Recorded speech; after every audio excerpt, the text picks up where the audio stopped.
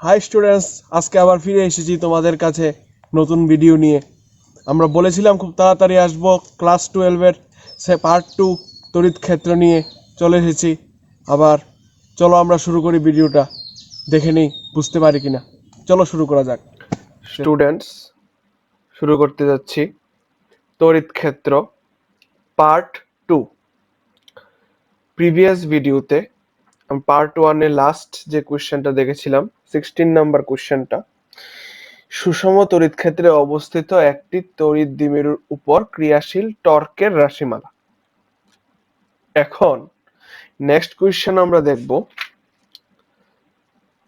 পরাবিদ্যুৎ কাকে বলে, এটি কত প্রকার ও কি কি। তো পরাবিদ্যুৎ কাকে বলে বলতে গেলে বলা যায় যেসব পদার্থে কোনো মুক্ত ইলেকট্রন থাকে না বা তারা তড়িৎ পরিবহন করে না তাদের পরাবিদ্যুৎ বলা হয়। পরাবিদ্যুৎকে আরেকটা নামে বলা যায় তাদেরকে অন্তরক। প্রথম চ্যাপ্টারে আমরা পড়েছিলাম। এরপরের কোশ্চেন, এটি কত প্রকার ও কি কি। এটি সাধারণত দুই প্রকারের হয়। কি কি হয়? একটা অমেরুবর্তী পদার্থ আর একটি হয় মেরুবর্তী পদার্থ। এখন অমেরুবর্তী পদার্থ কাকে বলে, এই চিত্রটা দিয়ে আমরা বুঝবো অমেরুবর্তী পদার্থ কাকে বলে।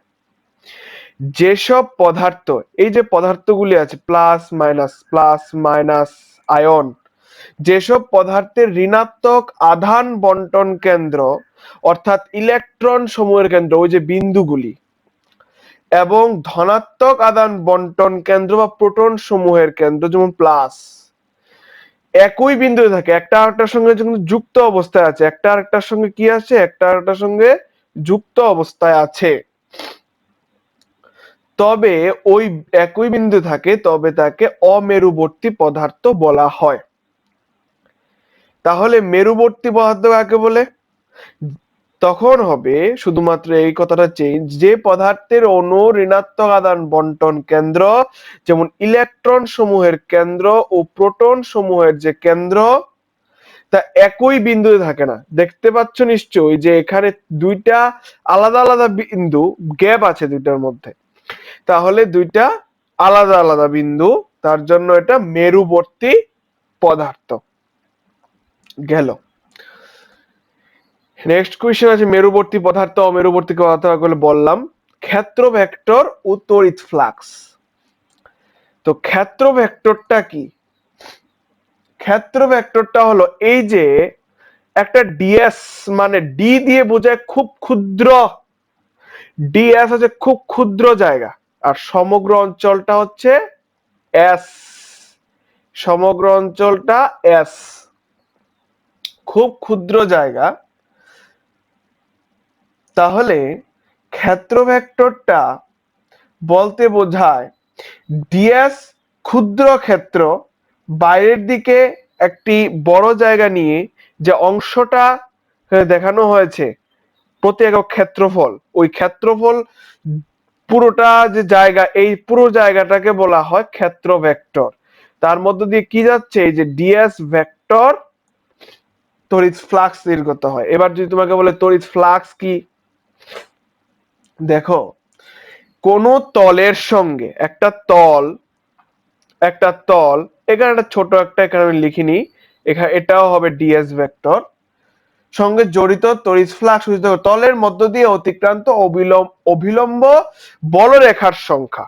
যে বলরেখা আমরা পড়েছিলাম প্রিভিয়াস ভিডিওতে, যে যতগুলি তার মধ্য দিয়ে, মানে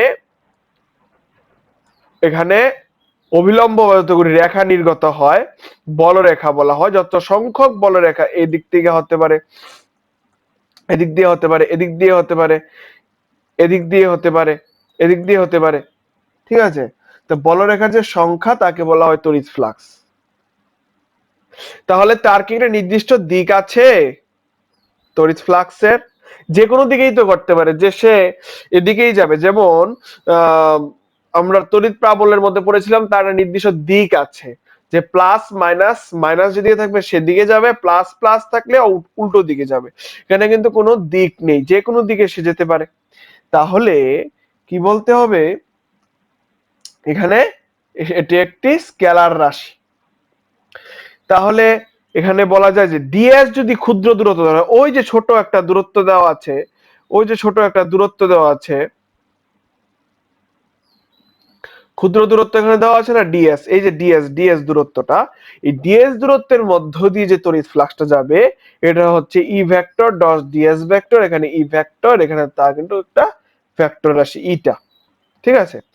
এবং তাহলে এখান থেকে কি আসে, E ds cos theta, E cos theta ds, E n ds. E n হচ্ছে ই কস থিটা তড়িৎ প্রাবল্যের অভিলম্ব উপাংশ।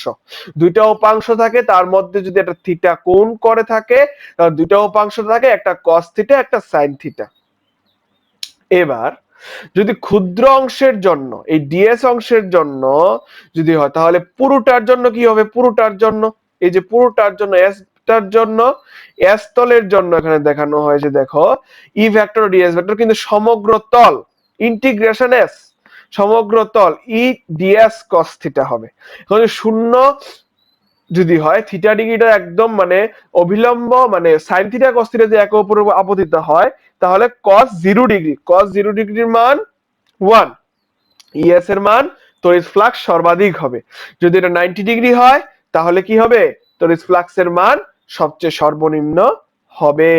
এখন তার একক মাত্রা, তড়িৎ ফ্লাক্স আমরা কি বের করেছি, ই ডট ডিএস। ডিএস মানে কি, তা মানে কি তার ক্ষেত্রফল, ডিএস মানে ওই ক্ষুদ্র ক্ষেত্র, ক্ষুদ্র ক্ষেত্র, বড় ক্ষেত্র, ক্ষেত্রই তো, তাহলে ক্ষেত্রফল, এবং ই হচ্ছে তড়িৎ ক্ষেত্র। তাহলে এখানে ইডিএস তড়িৎ প্রাবল্য ইনটু ক্ষেত্রফল। তাহলে তার মাত্রাটা, তড়িৎ প্রাবল্যের মাত্রা কি আমরা জানি, M L to minus 3 I to the power minus 1 আর ক্ষেত্রফল এল স্কয়ার। এটা মিলিয়ে আমরা মাত্রা লিখতে পারি, এবং তার একক আমরা M metre square C to the power minus 1 এই দুইটা থেকে পাই মিলিয়ে।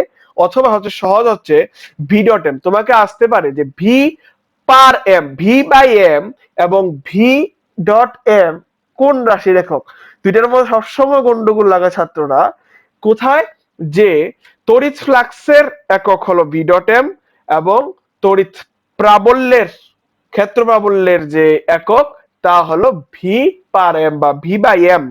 তাহলে এটা আমাদের মাথায় রাখতে হবে যে ভি ডট এম যদি বলে তাহলে এটা তড়িৎ ফ্লাক্স, এবং ভি পার এম অথবা ভি বাই এম যদি বলে তাহলে এটা হবে তড়িৎ ক্ষেত্র প্রাবল্য।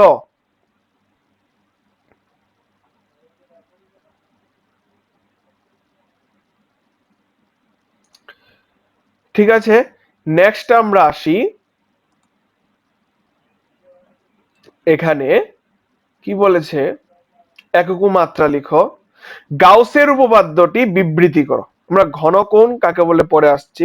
আর ধনাত্মক এবং ঋণাত্মক তড়িৎ ফ্লাক্স আমি এটা বুঝিনি।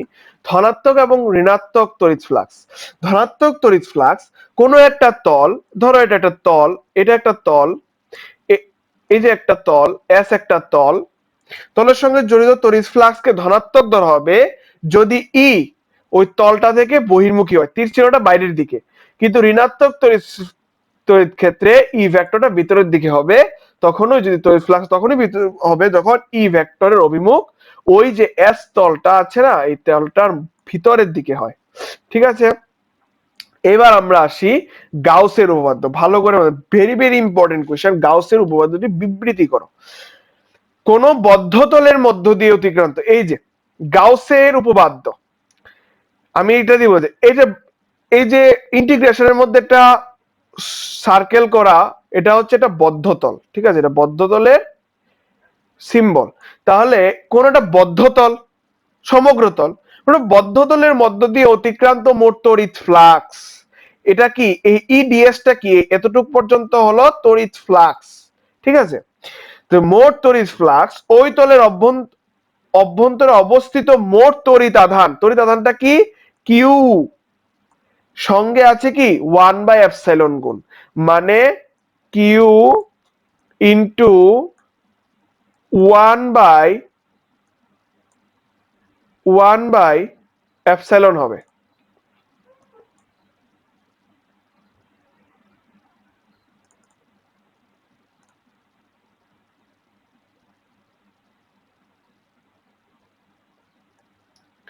One by epsilon. তাহলে এটা এখানে হয়ে গেছে, এটা এটা ওয়ান এর নিচে হবে, মানে ওয়ান বাই এপসাইলন হবে। এটা হচ্ছে তার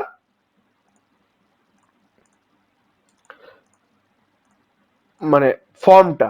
তাহলে আমাদেরকে সবসময় মনে রাখতে হবে যে মানে বিবৃতিটা একদম এজ ইট ইজ বসাতে হবে। কোন বদ্ধতল, ওটা বদ্ধতলের মধ্য দিয়ে অতিক্রান্ত মোট তড়িৎ ফ্লাক্স ওই তলের অভ্যন্তরে অবস্থিত মোট তড়িৎ আধানের ওয়ান বাই এপসাইলন গুণ হয়। এবার আমরা আসি ঘনকোণ। ঘনকোণ কি বলেছে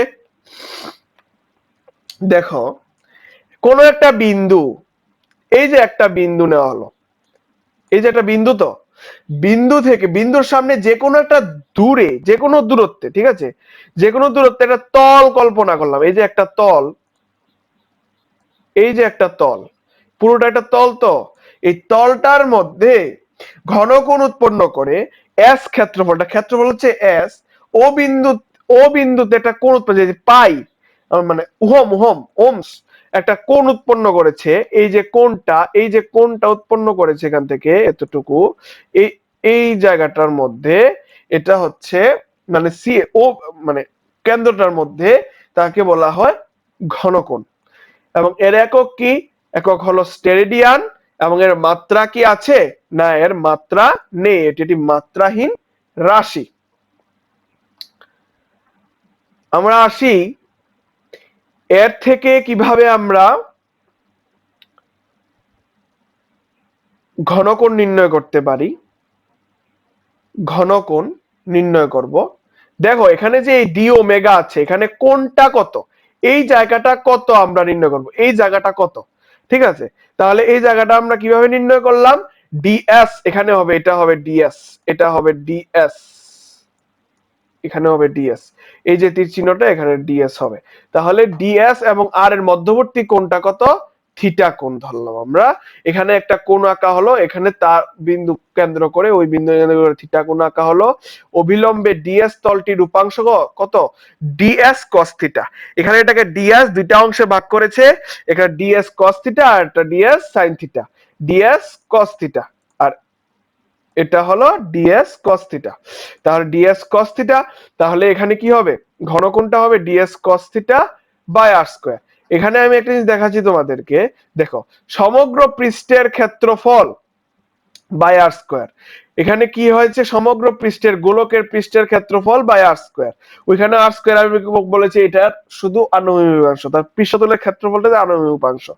তাহলে এখানে 4 pi R square by R square 4 পাই, এটা আমাদের প্রমাণ করতে লাগবে। এখন আমাদের এখানে প্রমাণ করার প্রয়োজন যে গাউসের উপপাদ্যটি কিভাবে প্রমাণিত হলো। দেখো এখানে একটা আমি ওই একটা আধান নিলাম, কিউ আধানে আহিত একটা বস্তু, এখানে একটা এই জায়গাতে কতটা কোণ, এটা হচ্ছে ঘনকোণ উৎপন্ন করে, এবং এখানের এই কোণটা দিয়ে আমাদের বের করতে হবে এই জায়গার যে কোণটা, ঠিক আছে। আমরা জানি যে E equal to 1/4 pi epsilon Q by R square. এটা দিয়ে আমরা বের করব। কিভাবে আমরা বের করব চলো দেখি। একটা তড়িৎ ফ্লাক্স আমরা নেব, তড়িৎ ফ্লাক্সটাকেই তো বের করতে হবে। তড়িৎ ফ্লাক্স মানে আমাদের Q by epsilon naught, epsilon এটা বের করতে হবে। তাহলে ই ডিএস ক্ষুদ্র দূরত্বের জন্য, এই যে ডিএস ক্ষুদ্র দূরত্বের জন্য আমরা নির্ণয় করছি, তাহলে ই ডিএস ডট প্রোডাক্ট, তাহলে এখানে cos থিটা হবে 1/4 pi epsilon Q by R square, Q by R square, এই যে Q by R square DS cos theta. DS cos theta একই রকম থাকবে, Q by 4 pi epsilon naught DS cos theta. কি কোথা থেকে এসেছে এটা, এটা এসেছে এখান থেকে, মানে তার ঘনকোণটা নির্ণয় করলাম আমরা। এই যে ঘনকোণটা এখানে আমরা নির্ণয় করলাম, ঘনকোণ।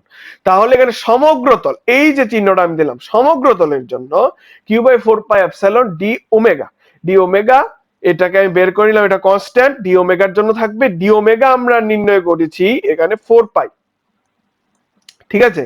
সমগ্র গোলকের পৃষ্ঠের ক্ষেত্রফল divide by R square, 4 pi R square by R square 4 pi. তাহলে এখানে 4 পাই গণ কিউ বাই এপসাইলন, প্রমাণ হয়ে গেল আমাদের গাউসের উপপাদ্যটি। তাহলে গাউসের উপপাদ্যটি আমার অবশ্যই প্রমাণটা আমাদের অবশ্যই লাগবে। পরীক্ষাতে না আসলে আসার সম্ভাবনা কম, কিন্তু আমাদের শেখার জন্য এটা লাগবে, ভবিষ্যতে কাজে লাগবে তোমাদের। এরপর আমরা আসব উপপাদ্যটি প্রমাণ করলাম। এখন আমাদের গাউসের উপপাদ্যটি প্রয়োগ করতে হবে। এই দেখো প্রয়োগ করতে হবে। এখন আমরা কিভাবে এগুলি প্রয়োগ করব?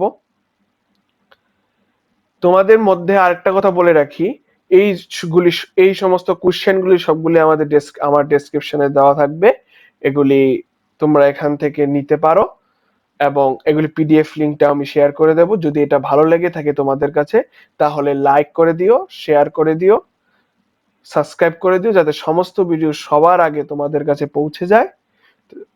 তোমরাও উপকৃত হও, আমারও ভালো লাগবে তোমরা যদি কিছু হলেও বুঝতে পারো আমার এই ভিডিওটি থেকে, আমার ভিডিও করাটা সাকসেস হবে।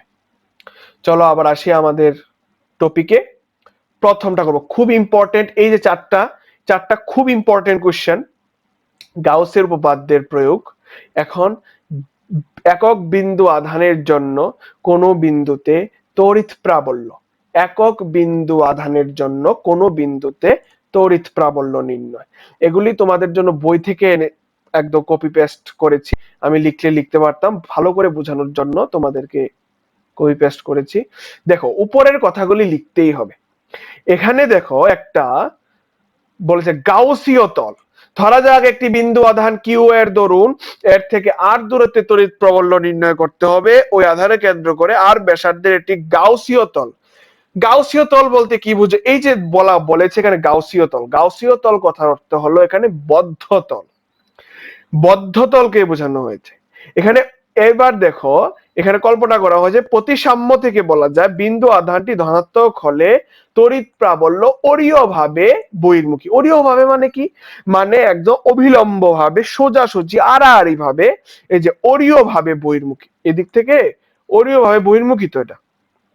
আচ্ছা, এবার আমরা ক্ষুদ্র দূরত্বের জন্য দেখবো প্রথমে ইডিএস আমরা ধরেছি সমগ্র তলের জন্য ইডিএস আমরা জানি যে আমরা এখানে প্রয়োগ করছি, আমরা সূত্রটা জানি, EDS equal to Q by epsilon. এখন ইডিএস এটা বের করে আনবো, ডিএস মানে সমগ্র তল, এটা কি একটা গোলক, তাহলে গোলক হলো গোলকের পৃষ্ঠতলের ক্ষেত্রফল 4 পাই আর স্কয়ার। তাহলে এখানে 4 পাই স্কয়ার দেব। এখানে কিন্তু অনেকে ভুল করে 2 পাই আর স্কয়ার লেখে, কেউ অনেকে অনেক রকম লেখে, 2 পাই আর লেখে, 2 পাই আর স্কয়ার লেখে, পাই আর স্কয়ার লেখে, কিন্তু গোলক যেহেতু, গোলকের পৃষ্ঠতলের ক্ষেত্রফল মনে রাখতে হবে 4 পাই আর স্কয়ার। এবার আমরা 1 by 4 pi epsilon naught q by r square 1 by 4 pi k into epsilon naught 4 pi r square, এটা হচ্ছে আমার এখান থেকে আসবে কিউ বাই এপসাইলন, ওই 4 পাই আর স্কয়ারটা নিচে চলে যাবে, ই এর মান শুধু আমাদের এখানে বের করতে হবে। আচ্ছা, এবার তোমাকে আরেকটা কোশ্চেন দিয়েছে, আহিত পাতলা গোলীয় খোলকের জন্য কোন বিন্দুতে, তাহলে খোলকের জন্য বলেছে, খোলকের জন্য এখানে খোলকের বাইরেও বলতে পারে, খোলকের ভিতরেও বলতে পারে। যদি তোমার খোলকের বাইরে বলে, ধরো এখান থেকে তোমার আর, ওই যে আর দূরত্বের জন্য এখানে করেছো না, আর দূরত্বের জন্য এই বিন্দুটা বের করা হয়েছে, এই যে আর দূরত্বের জন্য এখানে তোমরা আর এর জায়গায় এক্স ধরবে, এখানে আর বাইরে এক্স, যে আর প্লাস এক্স, তাহলে মানে এটা কঠিন হয়ে যাবে তোমাদের ক্যালকুলেশনটা করতে, তার জন্য সোজার জন্য আমি এক্স ধরবো, এক্স দূরত্ব। তাহলে এক্স দূরত্ব যদি আমরা ধরি, দেখো এক্স দূরত্ব যদি আমরা ধরি, এখানে 4 পাই এক্স স্কয়ার হয়েছে কিউ বাই এপসাইলন, দেখো E equal to 1 by 4 pi epsilon Q by X square, এটা হচ্ছে তার মান। এবার যদি ভিতরে আর মাইনাস এক্স তো ধরবে না, আমরা জানি কোন বাহিত বস্তুর ভিতরে কোনো সময় আধান থাকে না, তো আধান হবে এখানে কিউ বাই এপসাইলন থাকবে না, ই ইকুয়াল টু 0 হবে। ভেরি ভেরি ইম্পর্টেন্ট কোশ্চেন আরেকটা আমি বলতে যাচ্ছি এখন, অসীম দৈর্ঘ্যের ঋজু আহিত পরিবাহীর জন্য, ধরো একটা তার, একটা ইলেকট্রিকের তার মধ্য দিয়ে আমার তড়িৎ প্রাবল্য নির্ণয় করতে হবে। কিভাবে আমি নির্ণয় করব? তার জন্য আমি একটা টুকরো কেটে নিলাম, সাপোজ এক্সাম্পল হিসাবে তারটার আধান, একক দৈর্ঘ্যে আধান পুরোটার আধান না, কিন্তু একক দৈর্ঘ্যে আধান, মানে 1 মিটার দৈর্ঘ্যে আধান হচ্ছে ল্যামডা, এবং তারটার প্রতি একক দৈর্ঘ্য এল সেন্টিমিটার, সরি প্রতি পুরোটার দৈর্ঘ্য, তার আমি এল মিটার দৈর্ঘ্য নিলাম। এল মিটার মানে একের থেকে বেশি হবে, 2 মিটার হতে পারে, 3 মিটার হতে পারে, জানি না। একক দৈর্ঘ্যে আধান হলো ল্যামডা। তাহলে তার মধ্যে দিয়ে দেখো তড়িৎ প্রাবল্য কিন্তু সোজা তার মধ্যে দিয়ে তড়িৎ প্রাবল্য ইকুয়াল টু 0 হবে।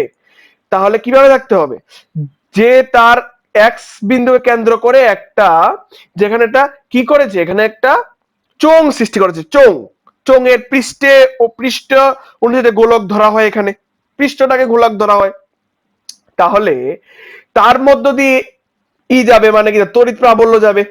তাহলে তড়িৎ প্রাবল্য এদিক দিয়ে নট ইকুয়াল টু 0 হবে, কিন্তু তার মানে ওই গোলকটার অবিলম্বে যদি যায় তাহলে তড়িৎ প্রাবল্যটা 0 হয়ে যাবে।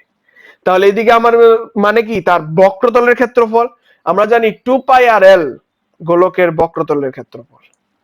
তাহলে 2 পাই আর এল, এখানে আমি এক্স ধরেছি, তাহলে ই ইন্টু 2 পাই এক্স এল, তুমি আর এল ধরে করতে পারো। তাহলে এল ল্যামডা, দেখো প্রতি একক দৈর্ঘ্যে আধান হলো ল্যামডা, বা প্রতি একক দৈর্ঘ্যে যদি কিউ দিয়ে দিত, তুমি ধরতে পারো বা তারা দিয়ে দেবে, কিউ দিতে পারতো, তাহলে এল ইন্টু কিউ, কারণ একক দৈর্ঘ্যে আধান এত, মোটের জন্য কত বাড়ছে ইন্টু হচ্ছে, তাহলে Q equal to L lambda. কেন, মোট একক দৈর্ঘ্যে আধান, মোট আধান, একক দৈর্ঘ্যে আধান, মোট আধান, দেখো এখানে একক দৈর্ঘ্যে আধান ছিল, এখানে একক দৈর্ঘ্যে আধান ল্যামডা। তাহলে এখানে এল ল্যামডা বাই এপসাইলন হবে। এখন ক্যালকুলেশন করে যা আসছে। আরেকটা আছে, অসীম পরিবাহী সুষম আহিত সমতল পাতের জন্য কোন বিন্দুতে তড়িৎ প্রাবল্য আমাদের নির্ণয় করতে হবে। অসীম পরিবাহী সুষম আহিত সমতল পাত, ধরো চিকন একটা সোনার পাত, দুই দিকে একটা ছিদ্র করে তার মধ্য দিয়ে একটা পাইপ ঢুকালাম। এই পাইপের দুই দিক দিয়ে, যেহেতু তার দুই দিক দিয়ে আমাকে বের করতে হবে, এদিক দিয়ে বের করতে হবে, এই দিক দিয়ে বের করতে হবে, তার কিন্তু ক্ষেত্রফলটা কত ডিএস, এবং তার তড়িৎ ক্ষেত্রটা হলো এদিকে, তড়িৎ ক্ষেত্রটা এদিকে, এদিকেও আছে এদিকেও আছে, ঠিক আছে। তাহলে আমাদের কি হবে, 2ds, 2eds কেন বলেছে, ইটার সামনে 2 নিয়ে এসেছে, 2ds হবে, ই ইন্টু 2ds, এই যে ই ইন্টু 2ds। আর এখানে দেখো ল্যামডা ডিএস বাই এপসাইলন কিভাবে এসেছে তোমরা বলো তো। প্রথম চ্যাপ্টারে আমরা পড়েছিলাম যে প্রতি একক ক্ষেত্রফলে যে পরিমাণ আধান থাকে, মানে কি, মানে ওই যে আধানের তলমাত্রিক ঘনত্ব ইকুয়াল টু আধান বাই ক্ষেত্রফল, ক্ষেত্রফল হচ্ছে ডিএস।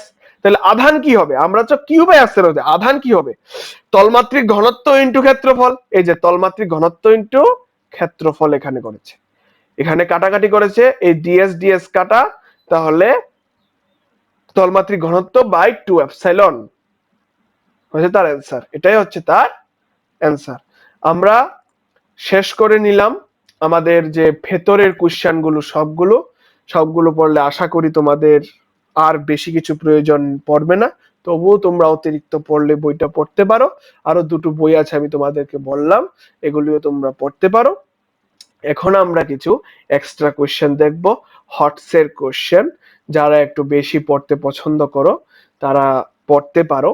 হটসের কোশ্চেন দেখো, E1 E2 যদি দুটা বিন্দু আধান ডি দূরত্বে অবস্থিত, এদের ক্ষেত্রে এমন কোনো বিন্দু নেই যেখানে তড়িৎ প্রাবল্য 0, এ থেকে কি সিদ্ধান্ত করা যায়। আমি এটা দেখেই বলতে পারি যে E1 equal to minus E2 হবে, তড়িৎ প্রাবল্য 0 হবে। দেখো কিভাবে করেছে,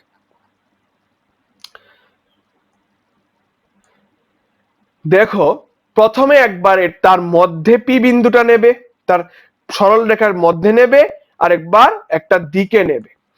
দিকে নিলে দেখা যায় যে এখানে যদি পুরোটা যদি ডি হয়, তাহলে একটা যদি এক্স আর একটা হবে ডি মাইনাস এক্স, সিম্পল। এবার পুরোটার মধ্যে কি, এই যে E1 থেকে E2, এখান থেকে এখানে ডি, এবং এখান থেকে পুরোটা নিয়েছে এক্স, তাহলে এক্স মাইনাস ডি। তাহলে প্রথমটার জন্য ভাবো, মধ্যে যেটা প্রথমটার জন্য ভাবলে একদিকে তীর চিহ্নগুলো প্লাস হবে দেখো প্লাস করেছে ডি মাইনাস এক্স, মানে ই ওয়ান বাই 1/4 সব চলে যাবে Q by epsilon one by 4 Q by R square, Q by X square হয়ে যাবে, X square plus D minus X square. ঠিক আছে, শেষ। আরেকটা হবে, যেহেতু দুইটা বিপরীতমুখী, এই যে দুইটা বিপরীতমুখী ই ওয়ান ই টু, তার জন্য এটা হবে মাইনাস। তাহলে ইকুয়াল টু করে দাও, ইকুয়াল টু করে কাটাকাটি করে দেখবে ডি মাইনাস এস আর এক্স মাইনাস ডি, এখানে সামনে মাইনাস আসবে না, একটা কথা বলে রাখি, কারণ এই যে ডি মাইনাস এক্স, কারণ এটা তো হোল স্কোয়ার আছে, যেটাকেই আগে আনো তুমি, সেখানে মাইনাসটা কিন্তু স্কোয়ার দিয়ে কাটাকাটি চলে যাবে, তার জন্য উভয় ক্ষেত্রেই প্লাস থাকবে। তার জন্য দেখা যাবে কি, এই যে E one equal to E two হচ্ছে, এবং এখানে E one minus E two হচ্ছে। মোটামুটি ইম্পর্টেন্ট কোশ্চেন আছে। এরপর কোশ্চেনটা আমরা দেখি,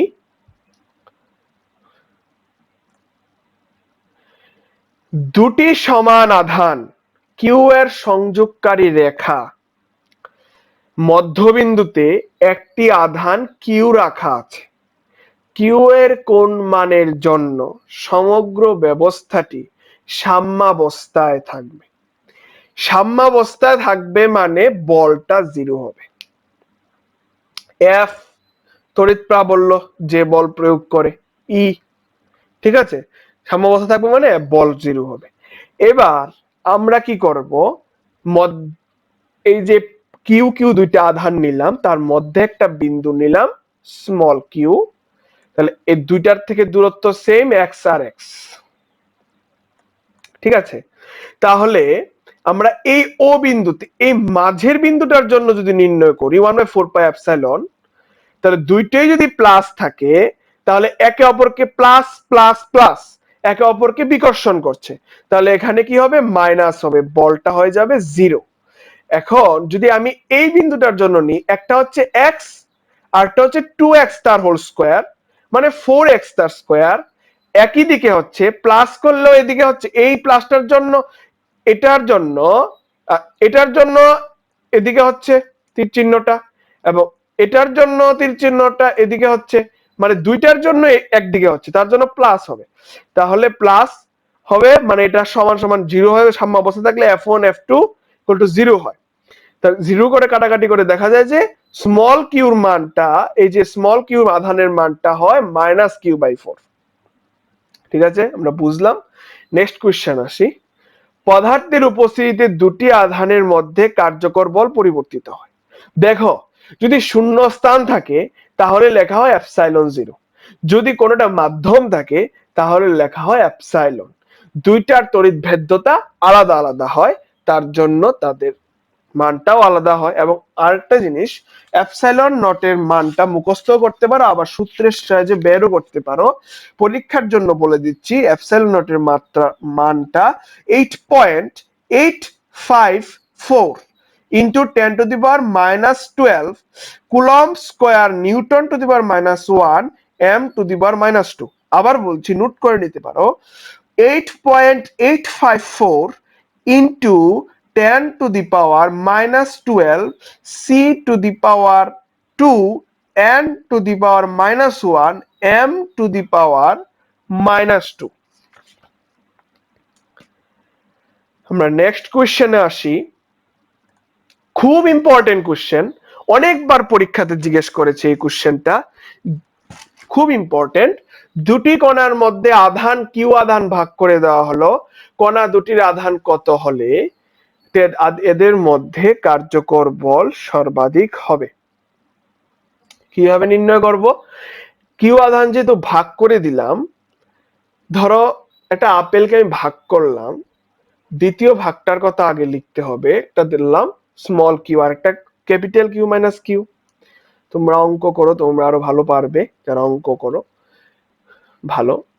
দেখো f equal to small Q into capital Q minus small Q by 1/4 q1 q2 by r square, এটাকে এই ফর্মে লিখেছে এই যে f টাতে। ঠিক আছে, আমরা নেক্সট আসি, যদি তার সর্বোচ্চ মান হয়, কার্যকর বল সর্বাধিক হবে বলেছে, বল সর্বাধিক হবে, সর্বাধিক হবে মানে জিরো হবে। ঠিক আছে, df by d q derivative করব, ওয়ান এটা হচ্ছে কনস্ট্যান্ট রাশি বাইরে রাখবো, d by d q, q q minus q square, কিউটা হয়ে যাবে ক্যাপিটাল কিউ আর কিউ স্কোয়ার টু কিউ সামনে চলে আসে, two q into q to the power two minus one, কিউটা বাইরে চলে যাবে নিচে চলে যাবে, দেখো ক্যাপিটাল কিউ চলে আসবে, টু কিউ চলে আসবে, কিউ কিউ বাইরে চলে এসে নিচে চলে যাবে, জিরো জিরো নিচে চলে যাবে, জিরো হয়ে যাবে, এটা উপরে চলে গেলে উপরে যখন চলে যাবে এটা এখানেও জিরো হয়ে যাবে, তাহলে q minus two q equal to zero, এখানে small q equal to capital Q minus by two. Very very important question, মান এই চ্যাপ্টারের মধ্যে যদি ওই প্রথম একটা অক্ষস্থিত একটা লম্ব সমদ্বিখণ্ডক ছাড়া এই কোশ্চেনটার পরে খুব গুরুত্বপূর্ণ কোশ্চেন আমরা বলতে পারি। আরো কিছু কোশ্চেন আমরা দেখব। গাউসের উপপাদ্যের তাৎপর্য কি? এই উপপাদ্যটি কি স্থির তড়িৎ ক্ষেত্র ছাড়া অন্যত্র প্রযোজ্য? দেখো, গাউসের উপপাদ্যের মধ্যে যদি আমরা তার তাৎপর্য বলতে বোঝায় একটা আরেকটার উপর নির্ভরশীল, যদি আমরা তড়িৎ প্রাবল্য জানি তাহলে প্রাবল্য সৃষ্টিকারী আধানের পরিমাণ আমরা জানতে পারি, যদি আমরা আধান জানি তাহলে আমরা ক্ষেত্র প্রাবল্য জানতে পারি, যদি ক্ষেত্র প্রাবল্য জানি আধান জানতে পারি, আধান জানা থাকলে ক্ষেত্র প্রাবল্য জানতে পারি। এই উপপাদ্যটি কি অন্য ক্ষেত্রে প্রযোজ্য? স্থির তড়িৎ ক্ষেত্র ছাড়া চৌম্বক ক্ষেত্রে এবং অভিকর্ষ ক্ষেত্রেও এটি প্রযোজ্য। নেক্সট কোশ্চেন, গাউসীয় তল কি এর বৈশিষ্ট্য? এই দেখো, গাউসীয় তল হলো যে কোনো একটি বদ্ধ তল, আমি বলেছিলাম, যা পৃষ্ঠ সমাকল মানে ইন্টিগ্রেশন ওই যে বদ্ধ তলটার গণনার জন্য ব্যবহার করা হয়, তাই গাউসীয় তল বলা হয়। এই তলের প্রতিটি বিন্দুতে তড়িৎ প্রাবল্যের মান সমান এবং তড়িৎ ফ্লাক্স তলের উপর লম্ব হয়, সবসময় লম্বভাবে নির্গত হয় তড়িৎ ফ্লাক্সটা, ঠিক আছে, এবং তড়িৎ প্রাবল্য তার সঙ্গে সমান্তরাল নির্গত হয়, লম্বভাবে তড়িৎ প্রাবল্যের মান শূন্য হয়। বায়ুর পরিবর্তে ধাতব পাত, নেক্সট কোশ্চেন, বায়ুর পরিবর্তে ধাতব পাত ব্যবহার করলে বিন্দু দুটির মধ্যে ক্রিয়াশীল বলের কি পরিবর্তন হবে? দেখো, এখানে বায়ুর পরিবর্তে যে ধাতব পাত থাকলে দুটি বস্তুর মধ্যে ক্রিয়াশীল বল পরিবর্তন হবে, কারণ বায়ুর পরিবর্তে ধাতব পাত রাখলে তার যে পরাবৈদ্যুতিক ধ্রুবকটা আছে, প্রত্যেকটা বস্তুর একটা নির্দিষ্ট পরাবৈদ্যুতিক ধ্রুবক থাকে। আমরা জানি F equal two 1/4πε0 Q1 Q2/r²। তাহলে F এর সঙ্গে ব্যস্তানুপাতিক সম্পর্ক পরাবৈদ্যুতিক ধ্রুবক। যদি অন্য কোনো বস্তুর পরাবৈদ্যুতিক ধ্রুবকের মান খুব উচ্চ হয় তাহলে তাদের মধ্যে ক্রিয়াশীল বলের মান প্রায় শূন্য হবে, মানে খুব কম হবে, তাহলে এটা ব্যস্তানুপাতিক সম্পর্ক, এখানে পরিবর্তন হবে। একটি তড়িৎ দ্বিমেরুকে সুষম তড়িৎ ক্ষেত্রে এমন ভাবে স্থাপন করা হলো যেন তার অক্ষ তড়িৎ ক্ষেত্র বরাবর থাকে, দ্বিমেরুটির উপর টর্ক না বল কি ক্রিয়া করবে? দেখো, এখানে দুটি বল বিপরীতমুখী দেখানো হয়েছে, এখানে এক স্থাপন করে এক তড়িৎ ক্ষেত্র দ্বিমেরুটির উপর, তাহলে এখানে এমন ভাবে স্থাপন করা হলো অক্ষ তড়িৎ ক্ষেত্র বরাবর হয়, মানে তড়িৎ ক্ষেত্র বরাবর মানে নিচের থেকে উপরের দিকে, নিচের থেকে উপরের দিকে, তাহলে একটা বল উপরের দিকে আর একটা বল নিচের দিকে, তাহলে বল কিউই মাইনাস কিউই শূন্য হবে, যেহেতু তার মধ্যে কোনো কোণ নেই, কোণ না থাকে এখানে টর্কও ক্রিয়া করবে না, বলও ক্রিয়া করবে না, কোনোটাই ক্রিয়া করবে না। এখন যদি এটাকে এমন ভাবে স্থাপন করা হয় অক্ষ তড়িৎ ক্ষেত্রের সঙ্গে কোনোটা কোণে কোণে আনত আছে, তবে কি হবে? যেহেতু তড়িৎ ক্ষেত্রটা নিচের থেকে উপরের দিকে এবং বলটা দুটা বিপরীতমুখী বল কিউই, তার জন্য বলটা তো শূন্য হবে, ঠিক আছে, কিন্তু টর্ক ক্রিয়া করবে, কেননা তার মধ্যে একটা কোণে আনত থাকে বলা হয়েছে, তার জন্য এখানে টর্ক ক্রিয়া করে, বল ক্রিয়া করবে না। আজকের এই ভিডিওটা এখানেই শেষ করছি। থার্ড পার্টটা আমরা নিউমারিক্যালস নিয়ে শুধু আলোচনা করব। তোমরা কিছুদিন অপেক্ষায় থাকো, আমি খুব তাড়াতাড়ি এটা নিয়ে আসছি, এতদিন পর্যন্ত তোমরা এই অধ্যায়টা শিখে নাও, তাহলে তোমাদের জন্যই ভালো হবে। আমার সঙ্গে সঙ্গে এগিয়ে গেলে তোমরা ভালোভাবে এটাকে অ্যাপ্লাই করতে পারবে, পড়াশোনা শিখতে পারবে। আমি খুব কম কম করে তোমাদেরকে বোঝানোর চেষ্টা করছি, খুব তাড়াতাড়ি আমরা তাহলে সিলেবাসটা কমপ্লিট করতে পারবো আমার আশা। ধন্যবাদ আমার ভিডিওটা দেখার জন্য। যদি ভিডিওটা ভালো লেগে থাকে তাহলে ভিডিওটা তোমার বন্ধুদের কাছে শেয়ার করে দিও, এই আমার অনুরোধ রইল, অন্যরাও যাতে আমার ভিডিওটা দেখে কিছুটা উপকৃত হতে পারে। এই বলে আমার এই ভিডিওটি শেষ করছি। ধন্যবাদ।